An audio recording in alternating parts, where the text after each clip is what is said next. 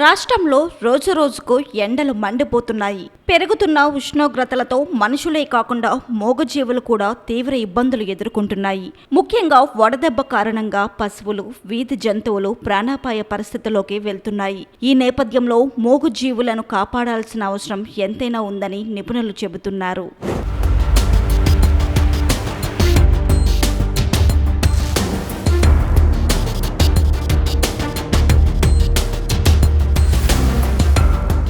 రాష్ట్రంలో రోజురోజుకు ఉష్ణోగ్రతలు పెరుగుతుండటంతో మూగజీవులు తీవ్ర ఇబ్బందులు ఎదుర్కొంటున్నాయి.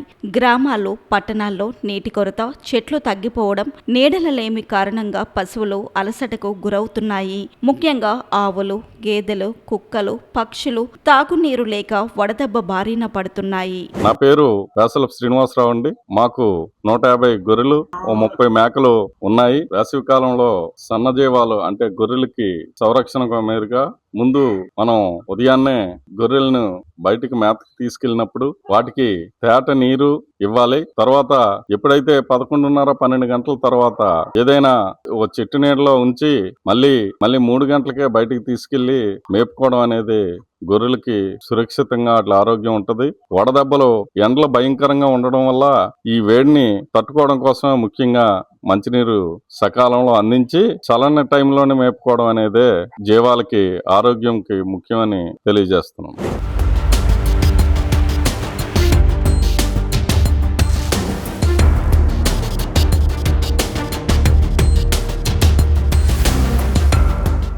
వైద్య నిపుణుల ప్రకారం వడదెబ్బకు గురైన జంతువుల్లో అలసట, నోరు ఎండిపోవడం, వేగంగా శ్వాస తీసుకోవడం, నిలబడలేకపోవడం వంటి లక్షణాలు కనిపిస్తాయి. సమయానికి చికిత్స అందకపోతే ప్రాణాలకు కూడా ప్రమాదం ఏర్పడే అవకాశం ఉందని హెచ్చరిస్తున్నారు. మూగజీవులను రక్షించేందుకు ప్రజలు కొన్ని జాగ్రత్తలు తప్పనిసరిగా తీసుకోవాలని నిపుణులు సూచిస్తున్నారు. ఇంటి ముందు లేదా వీధుల్లో నీటి గిన్నెలు ఏర్పాటు చేయడం, పశువులకు తరచూ తాగునీరు అందించడం, ఎండలో కట్టేయకుండా చెట్ల నీడలో ఉంచడం, పశువులపై అప్పుడప్పుడు నీళ్లు చల్లడం ద్వారా శరీర ఉష్ణోగ్రత తగ్గించవచ్చని చెబుతున్నారు. వేసవికాలం దృష్ట్యా వడదెబ్బ మనుషులకే కాదు జంతువులకు కూడా తగిలే ప్రమాదం ఉంది. ఆ వడదెబ్బ నుండి జంతువులను ఎలా రక్షించాలి, వడదెబ్బ కనిపించే లక్షణాలను ఎలా పసిగట్టాలి జంతువుల్లో అనే విషయాన్ని పశుసంవర్ధక శాఖ డిప్యూటీ డైరెక్టర్ జి మహాలక్ష్మి ఉన్నారు. వారి వద్ద నుంచి మరింత సమాచారం సేకరించే ప్రయత్నం చేద్దాం. నా పేరు డాక్టర్ జి మహాలక్ష్మి, బహుళార్థ పశు వైద్యశాల డిప్యూటీ డైరెక్టర్ గా పనిచేస్తున్నాను. వేసవిలో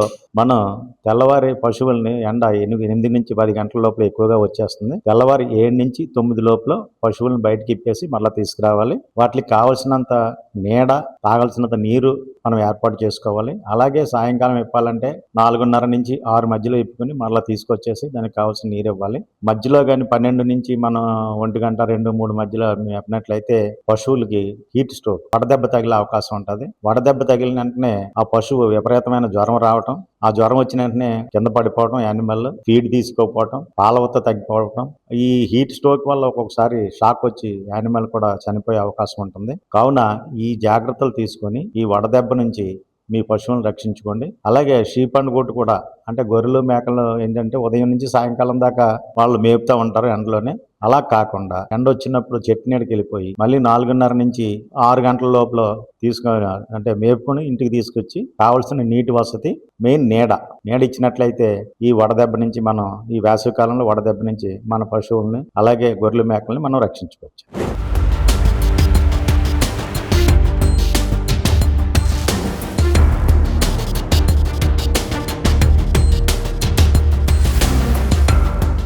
స్థానిక యువత, స్వచ్ఛంద సంస్థలు కూడా ముందుకు వచ్చి పక్షుల కోసం నీటి పాత్రలు ఏర్పాటు చేయడం, వీధి జంతువులకు ఆహారం, నీరు అందించడం వంటి కార్యక్రమాలు నిర్వహిస్తున్నారు. వడదెబ్బ తగిలిన జంతువులను వెంటనే చల్లని ప్రదేశానికి తరలించి శరీరంపై చల్లటి నీరు పోయాలని వైద్యులు సూచిస్తున్నారు. తాగడానికి స్వచ్ఛమైన నీరు ఇవ్వడంతో పాటు పరిస్థితి తీవ్రమైతే వెంటనే వెటనరీ డాక్టర్ను సంప్రదించాలని చెబుతున్నారు. ఎండలు పెరుగుతున్న ఈ సమయంలో మూగు జీవాలకు నీరు, ఆహారం అందించడం, ప్రతి ఒక్కరి బాధ్యతగా మారింది. మూగజీవులు మాట్లాడలేవు కానీ బాధపడతాయి. వాటిని కాపాడడం మన మానవత్వమని పశు ప్రేమికులు చెబుతున్నారు.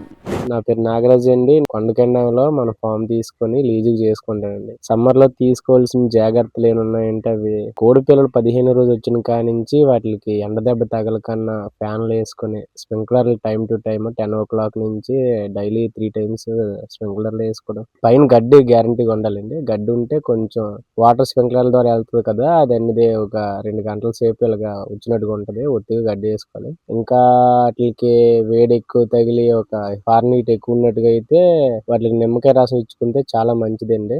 మనం ఆర్గానిక్ పరంగా అయితే నిమ్మకాయ రసం ఇచ్చుకుంటే మంచిదే. మామూలుగా మెడిసిన్ పరంగా అయితే విటమిన్స్ గట్రా ఉంటాయండి. అవి ఇచ్చుకుంటే అవి స్ట్రెస్ గురవకన్నా ఫ్రీగా ఉంటాయి పిల్లలు. అంత వేగల హీట్ మోర్టాలిటీ కూడా రాదండి.